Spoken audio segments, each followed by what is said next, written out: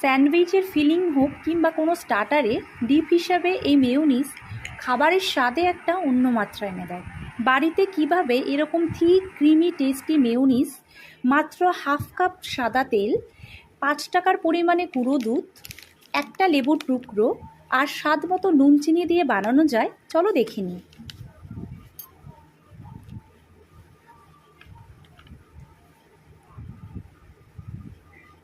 নিয়ান কিংবা একে স্মেলটা নিতে পারেন না, তারা কিন্তু এই মেয়োনিজটা বেশ ভালোভাবেই ট্রাই করতে পারেন।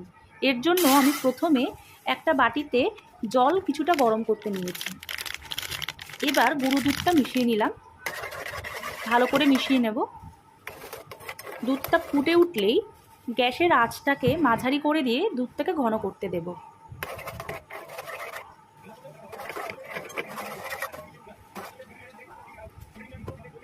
দুধ একটু ঘন হয়ে এলেই একটা কাপের মধ্যে ঢেলে ঠান্ডা করতে দেব।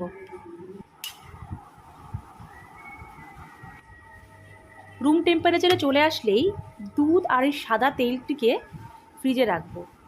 4-5 ঘন্টা মতন রাখতে হবে।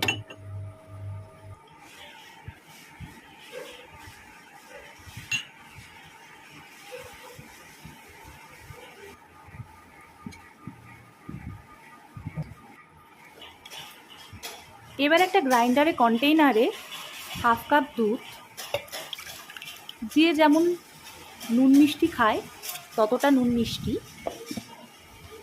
দিয়ে 3 বার মতো পাওয়ার মোডে ঘুরিয়ে নেব।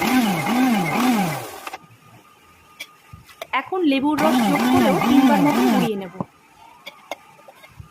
তারপর সাদা তেল দিয়ে 10 বার মতো ঘুরিয়ে নেব। বাকি সাদা তেলটুকু দিয়েও 10 বার মতো ঘুরিয়ে নেব। এবার ঘনত্বটা দেখে নিলাম, আরেকটু সাদা তেল দিয়ে এরকমই ঘুরিয়ে নেব।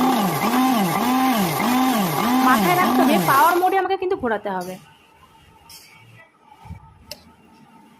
ব্যাস, মেয়োনিজ তৈরি হয়ে গেছে। কিছুক্ষণ রেখে দিলে আরও জমে যাবে।